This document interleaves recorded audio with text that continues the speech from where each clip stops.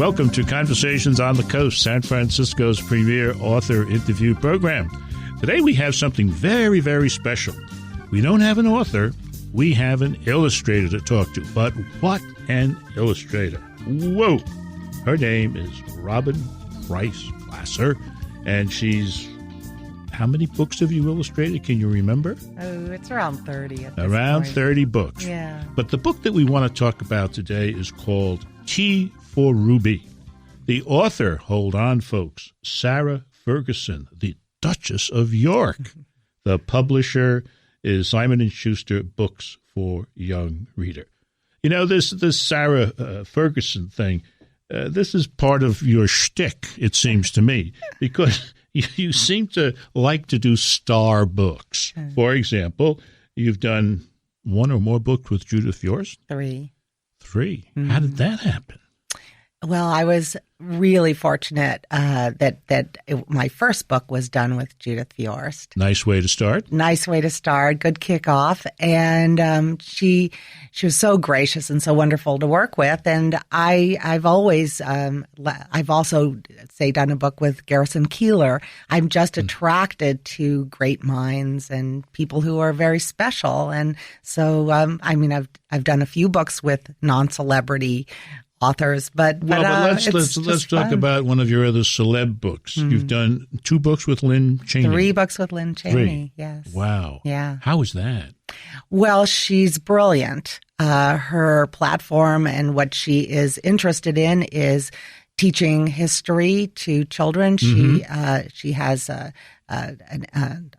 master's in English. She's just brilliant.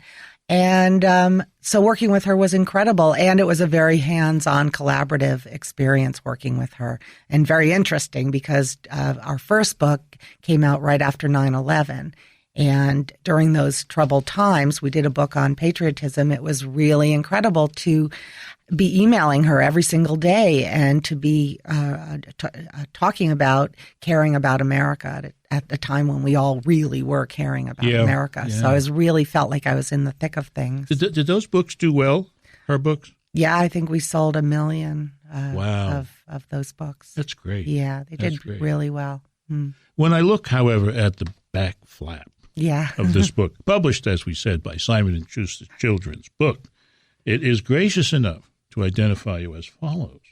Robin Preiss Glasser is the #1 New York Times bestselling illustrator of the Fancy Nancy series written by Jane O'Connor.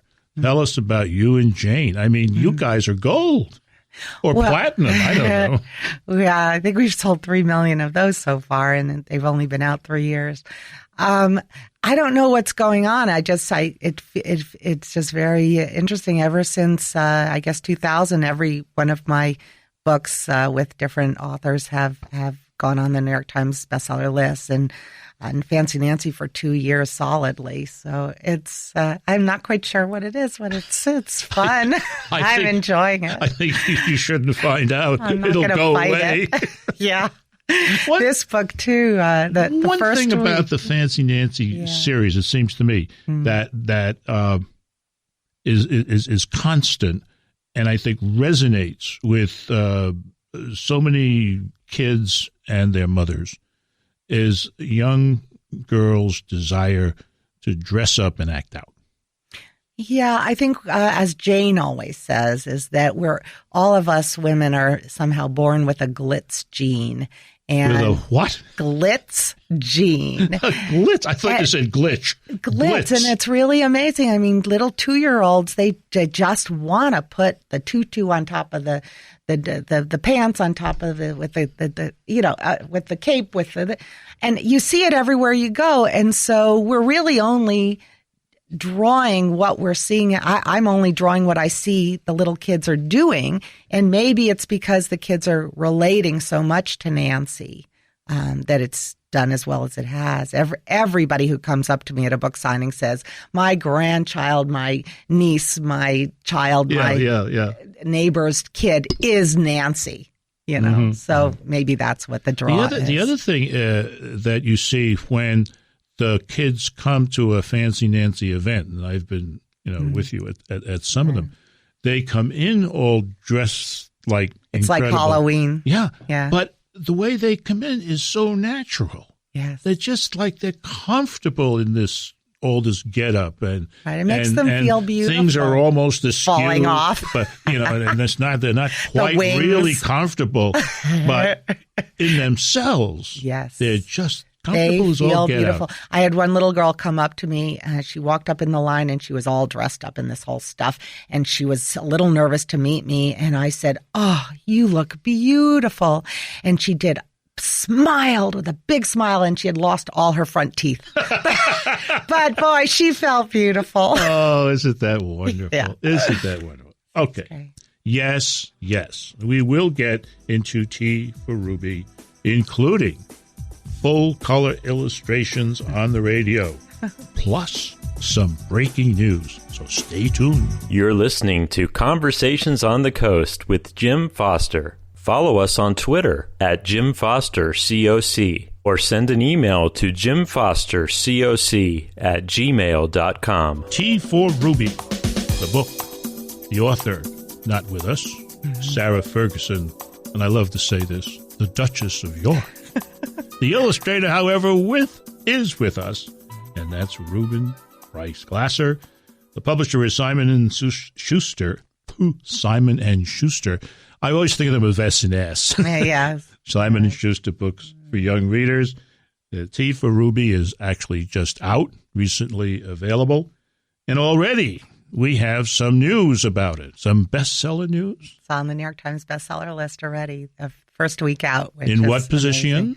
Number 6. We're number 6. We're breaking in at number 6. Well, we'll be better next week because the Duchess was on the Today Show last week. So I think that always helps. Nothing like getting the Duchess to do a few things. You're out here pounding the pavement in bookstores, and she's on the Today Show. Well, she's royalty. Saying nice things. All right. I'm sure she's saying lovely. Nice things. Well, seriously, she congratulations. And thank you. May it go higher. Thank you. All right. Now, I've always felt that Fancy Nancy is very, very important. And when I was in a bookstore yesterday, I saw a couple of spin-offs. And I'd like you to talk about one of them. Mm-hmm. Fancy Nancy's Favorite Words. Mm-hmm. What's that about? Again, Jane O'Connor loves language. And we have found, because in the Fancy Nancy books, Nancy is always saying something like, what are some of the words? Splendiferous is one of the new words she's going to use. Yeah, she loves big words, yeah. Big words, and she calls them fancy words. And so this book is a compilation of A to Z, some wonderful, wonderful big words for the kids to learn about. It's basically a vocabulary book, but done in the most charming way. Yeah. That was written by Jane, and then pictures by me, and they're very funny. What a painless way to build vocabulary. It is. It's painless. Great idea. And the kids love to say these big words. It's like showing off. Huh? It's showing off, and they feel very grown up. It's a little bit like dressing up like mom in the high heels. It's a way to also talk like mom, and they love it. So, yes, it's a nice book. Let's imagine that I've just walked into a bookstore, and since it's a good bookstore, mm-hmm. it has a display of Tea for Ruby close to the door. Right. And I see this thing with lots of pink, mm-hmm. and it almost tells me that Robin Glasser is the illustrator, but that's a whole other story. Mm-hmm. But if I look at this jacket, there's Ruby in the middle, incredibly dressed. She has a very nice looking dress on. It's got a ribbon that ties in the back, and it's like the dream dress that every grandmother would like their grandchild to be wearing. Good point. Good point. But peeking out from beneath the hem, you can see what appear to be, and are really, we find out, soccer shorts. Correct. And soccer cleats and soccer socks. And right. soccer socks. Yes.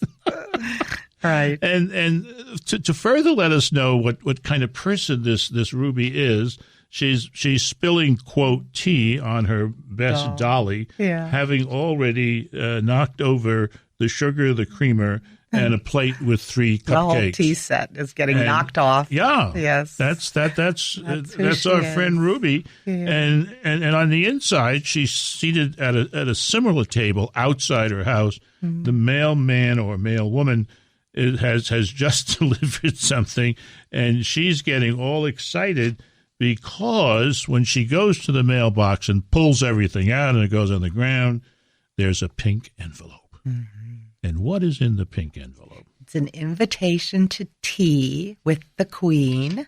And at the bottom it says, please bring your very best manners. Now, this is a problem. Because, she's just a disaster. This is a problem. This child does not look like she has any manners. No. I think it's that she's so exuberant. She's a bull in a china cabinet, that they say. And so it's not even so much that she's a bad girl. She's just overly excited and just a disaster wherever she goes.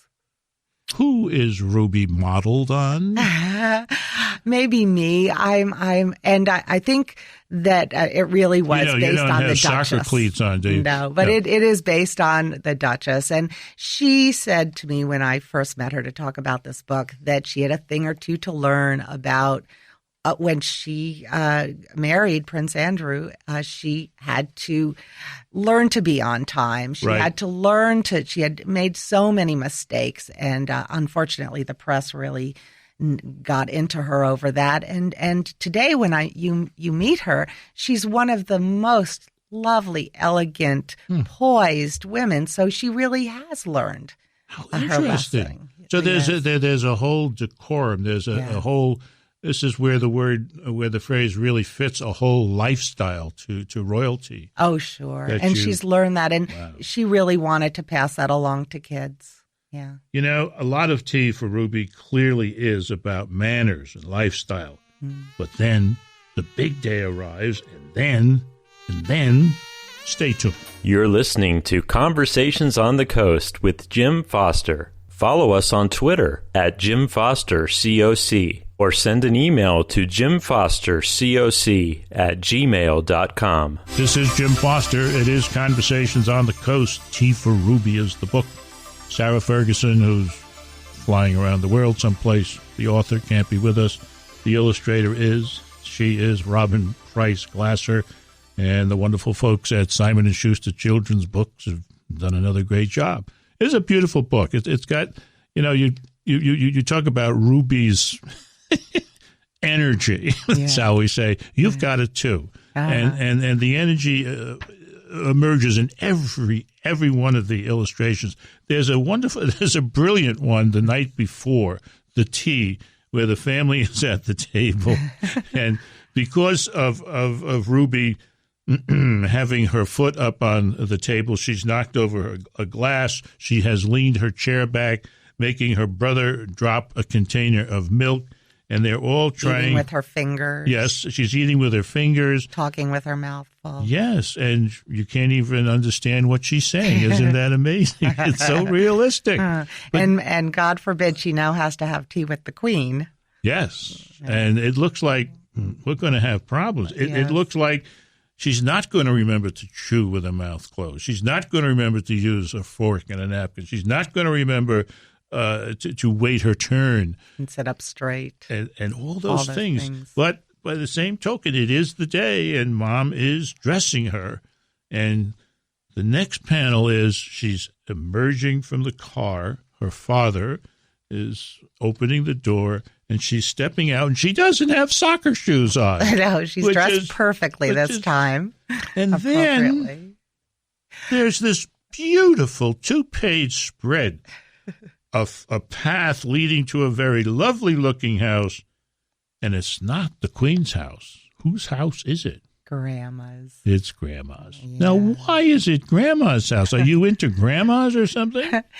Yeah, I think my audience very much is, for all of my books, it's the guardian of passing the gauntlet to the next generation, of good manners, of learning, of being appropriate, and all those good things. Having style. Mm-hmm. Yes, all those good things. And that's my audience. And this book is very much spelling out the grandmother has sent the invitation to her granddaughter to invite her to this play party to practice good manners, that we all need to do that while we're young. Because when you grow up and then you're invited to have maybe tea with the queen or whatever, you are appropriately prepared. And so this is a safe place to do that in grandma's home where everybody loves you. And so that's the ending, and it's a nice ending. And the picture of grandma's home is very grandma-ish. I mean, it's got too much stuff on the mantle, too many things on the wall, including a picture of Queen Victoria. Well, what I was trying to get at is that throughout the book, whenever Ruby is trying to thinking in her mind about the appropriate things that she has to do, you see a fantasy spread all in gold leaf. What this book, thank you, Simon & Schuster, for paying for the extra gold leaf on the pages. But in her mind, she's at the palace, and I have patterned them on Buckingham Palace, the Hermitage, the Winter Palace, all these magnificent, beautiful palaces. And so you see where maybe she would know about it because her grandmother has. And that's so true. That's so honest. Every child, perhaps every person, is two persons. The person you are in reality and the person you would wish to be. Right. And there on opposite pages, you've got two things. You've got the talking out of turn child. Yes. And then on the opposite page, she's being very polite. Correct. And fitting right in with the queen. But it all starts in your mind, and you have to, each person, we have to think what we should do correctly. And then we will be more correct. And it all starts in our mind. And this book ends very well. With a thank you note. It's a very successful tea party because she sends Grandma a thank you note. Would you read the thank you note for us, please? Dear Grandma, thank you so much for inviting me to tea. I tried to use my very best manners. The tarts were delicious, but my favorite thing was just being with you. I love you, Ruby. See, now that's why I think having a grandma at the end rather than a queen makes so much sense. I'm glad that she didn't, that we decided not to have her really have tea with the queen. Because that's the greatest lesson of all. Thank you. It isn't the trappings. It isn't the food. It's the being with someone you love and who they love you. Who loves you. Yes. Thank you. What other fancy schmancy person are you hooking up with next? Can we let that out here? No, I really have many more Fancy Nancy books to do, and more books to do with other wonderful people, and maybe even a spinoff of Ruby.